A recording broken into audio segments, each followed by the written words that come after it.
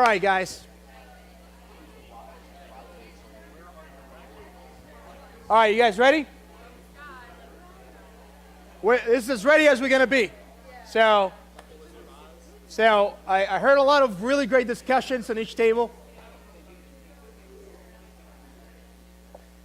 You know the format. We got two mics. Raise your hand so the mic goes to you. Talk to the mics because this is being recorded. And while the visual is not as good, but the audio is actually really fantastic. So, you know my first question. How did Abraham align himself to God's plan? What was he doing? How was he collaborating with God? That's the question.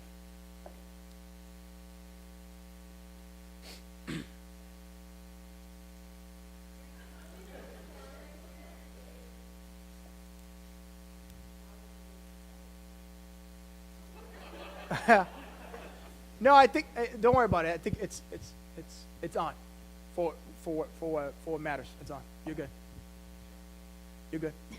Go ahead. He followed the rules. God said do this, and he did it by having faith in God. Most of the time, he knew when to say he messed up a little bit too, but God said, "Take your son up there, do what I say." He did it. God stopped him and said, "I'll provide a lamb." But he essentially did what God asked of him. Okay, and kind of like what I was referencing in this table earlier, all of these stories are only as good as they apply to our lives. How does that? I mean, what are the traits? What are the character traits that we're seeing here from Abraham? Do we possess those character traits? Do I have them? Well, first of all, before to answer that question, we need to identify them. So what are those character traits that Abraham is displaying through all these trials and tribulations? Well, you reference one, obedience.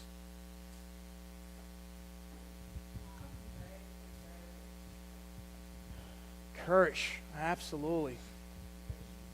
Patience. What is it? Leadership. I think there's leadership taking place, right? Because it wasn't him himself answering to God. It was him answering on behalf of his wife, his Lot, and his servants and their respective family. So there had to be a level of leadership in there. So absolutely right. I love that comment.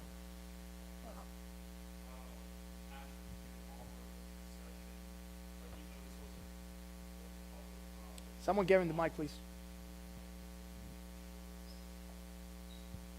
Thanks. I was going to say Abraham would intercede on behalf of not only Lot, but also like all the denizens of Sodom and Gomorrah and the other 3 cities that were destroyed.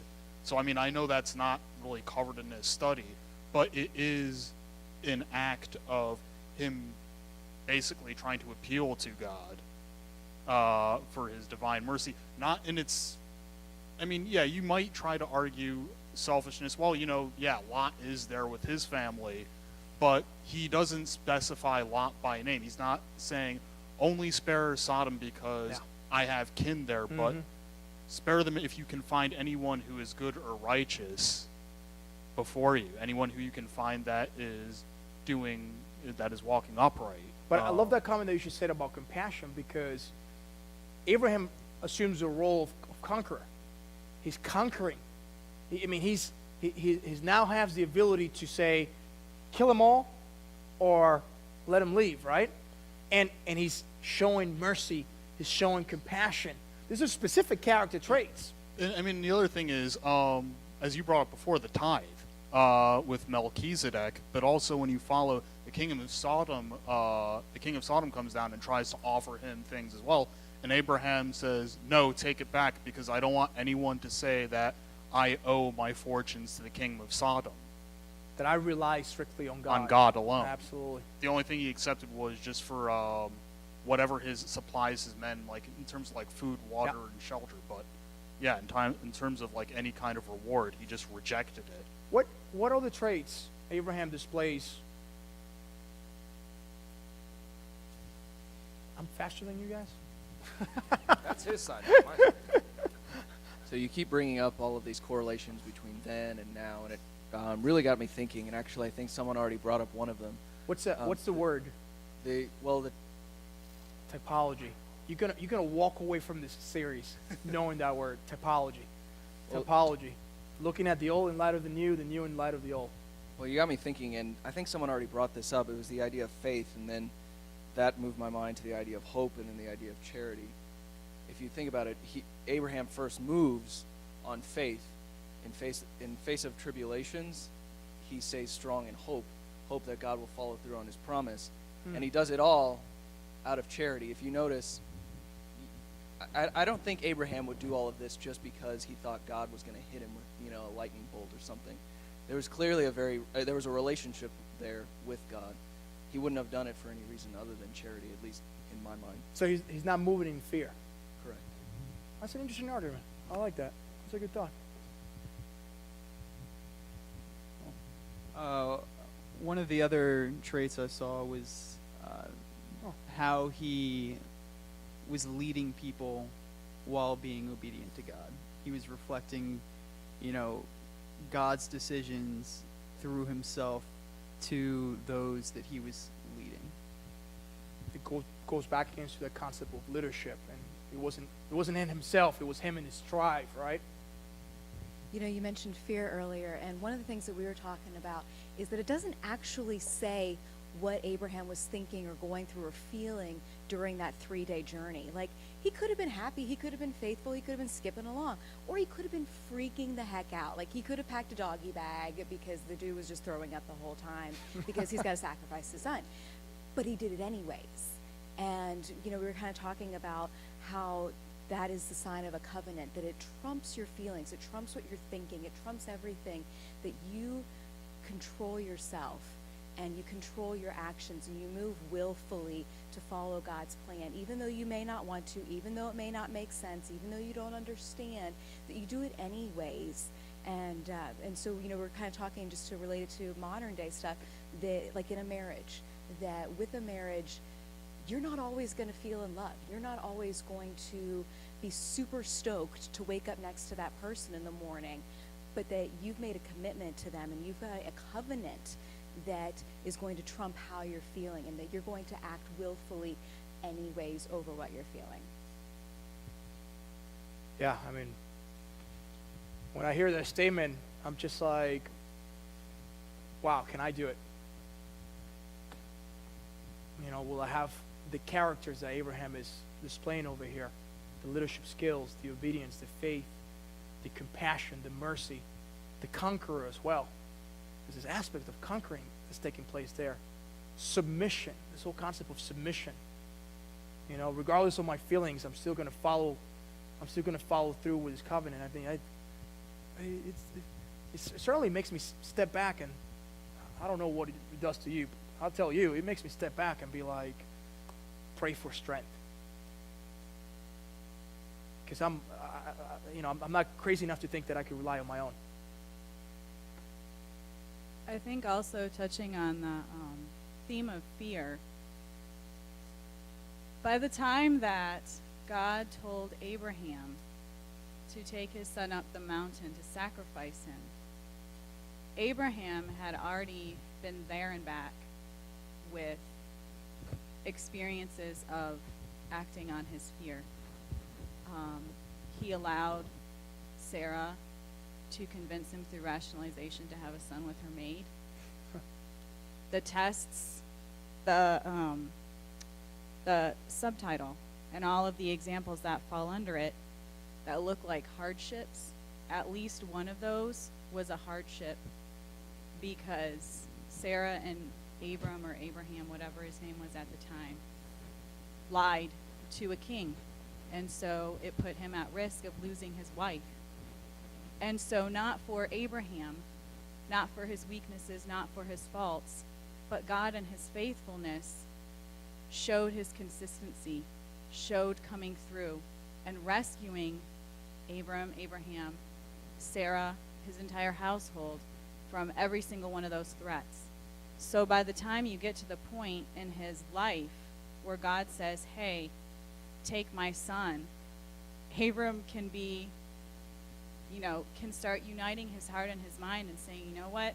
There were a million times that I screwed up in the past. God has come through for me every single time. And my perspective is that definitely was a huge support in Abraham following through and following God's directions to sacrifice his son. I mean, I see a parallel. I see the same parallel that we see through salvation history, starting with small bites that eventually live to this, big revelation, right?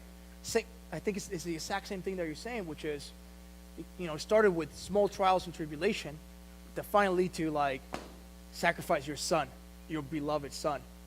And once he gets there, he's already, you've done all of this. You already have a record of you keeping your oath. I know that I didn't keep my side, but you have always kept your side. Right? How we might fall short, but God's oath and covenant will never fall short.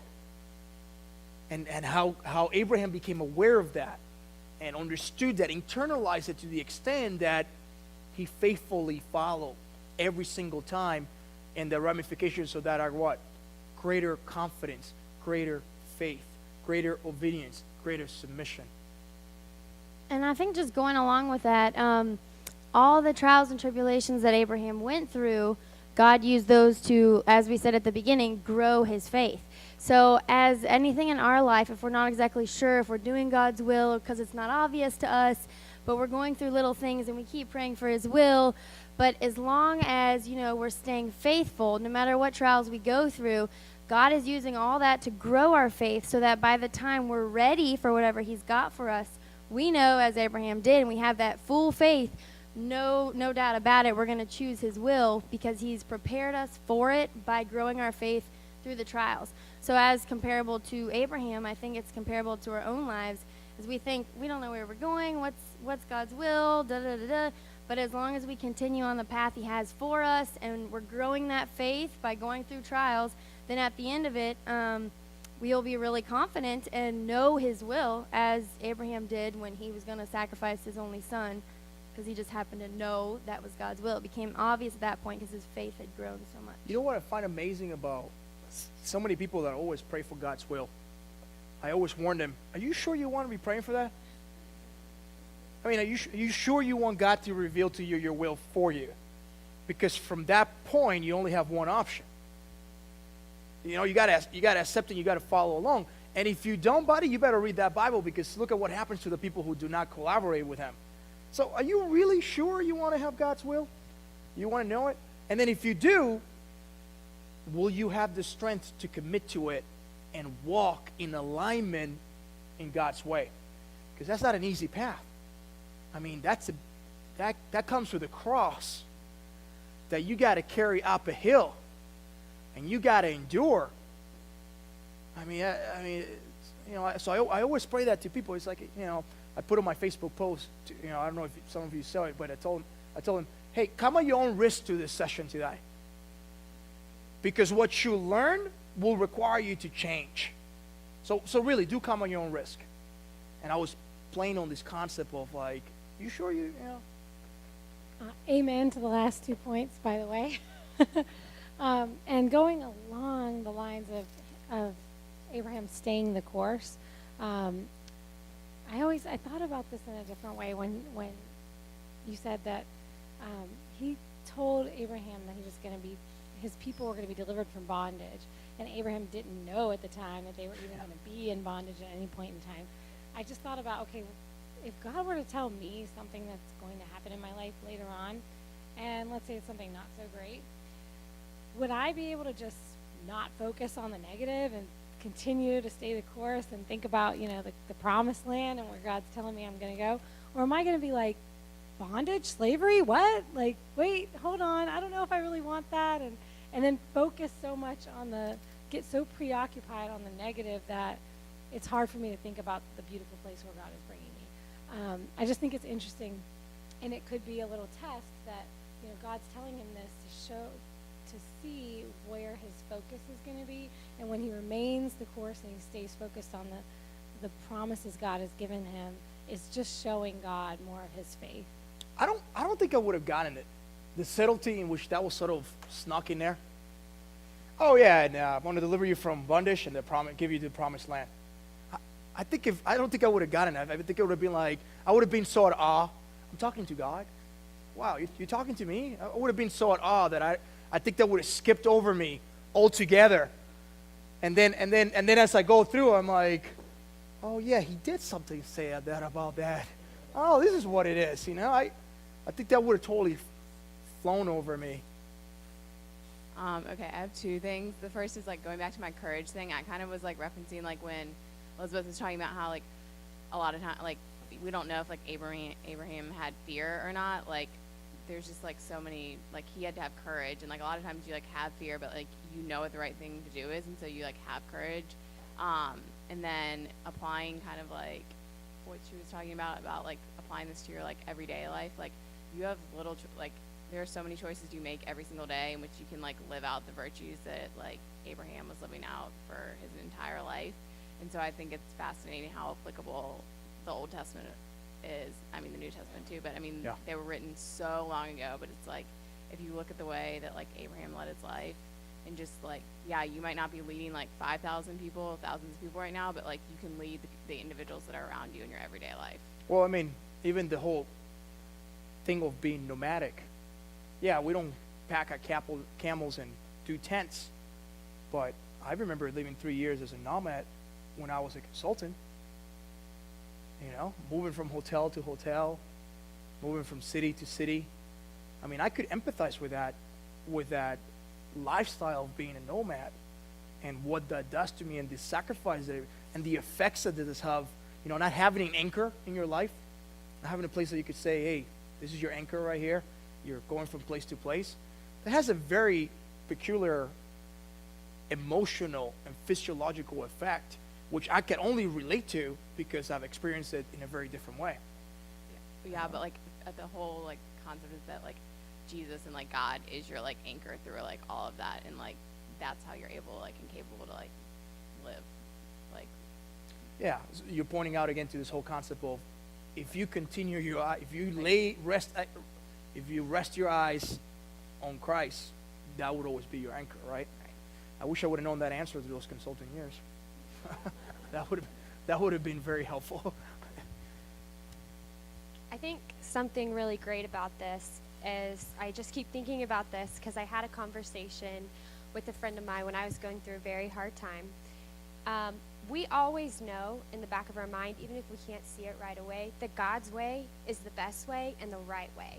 And we can't comprehend how great that is. And she gave me an example, and I told it to my table, of if you take this Coke can and you look at this Coke can, this is what we can see of what God wants for us. You're living here, you're working here, but you have this big problem going on right now. But if you hold this Coke can up to an ocean, that's really what God wants for us. And we cannot comprehend how big and how great and how deep that is. And it's something that I always take hope, and I always think about that because I think it's so beautiful that, you're going through a hard time.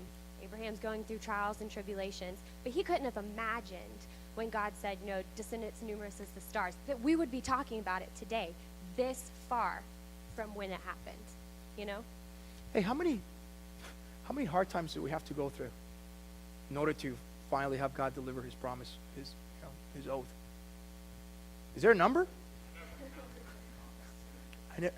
I think that's the beauty of it. I think, and I really think when you look at the different characters in the Bible, you look at different trends. Yeah.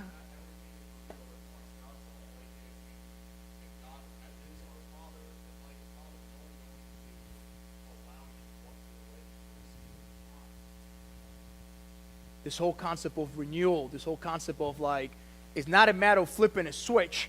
It's not a matter of going over this one trial and tribulation. It's a matter of continuous renewal, continuous engagement.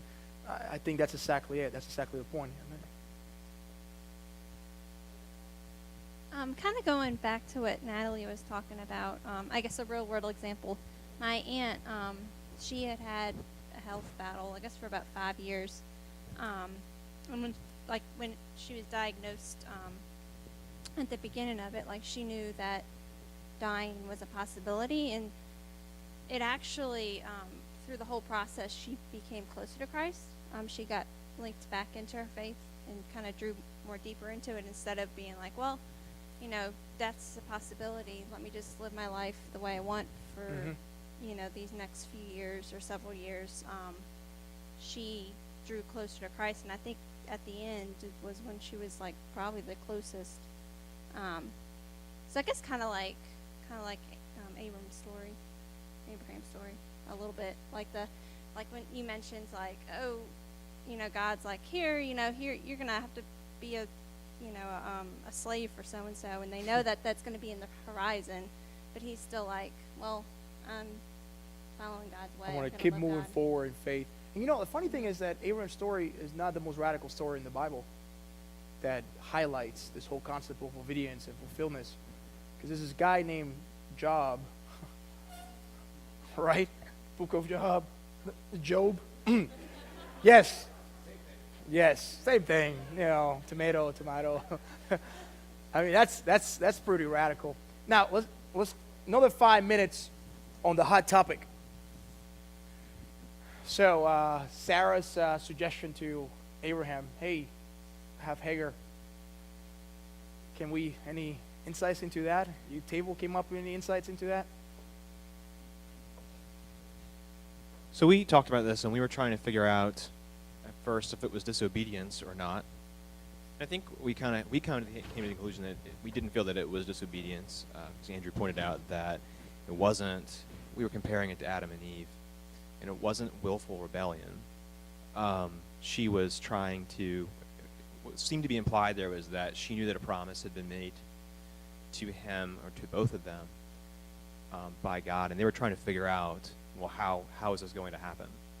And I think we talked about that, and it certainly happens in our own lives where we feel like we know, at least for me, like I feel like I know what God's will is for me. I could be completely wrong, but I know that there's some action required of me. I can't just sit around and it's not going to happen. There's action required of me, and I think that this was their attempt to take action to make it happen, but it wasn't God's way, so it was somewhere in the middle there, maybe.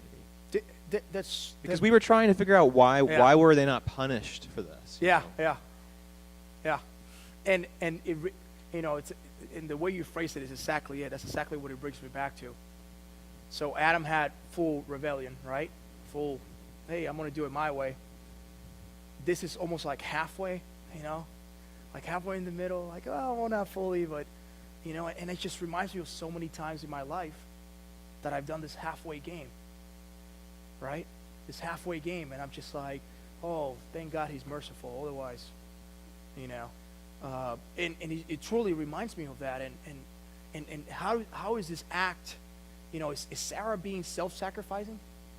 But here's the parallel that I do see between Adam and Eve in this story. Did they consult God? They fell short of consulting God. This time, remember somebody brought up that point. I think it was you. They brought up the point that Eve should have consulted with Adam, and then they both should have consulted with God. Well, in this case, we see Sarah consulting with Abraham. Well, at least that's one step in the right direction. Great. But then they fall short. They never consulted with God. Hey, can you remind me again? What? Is this a good idea? Is this not? Should we be praying about this?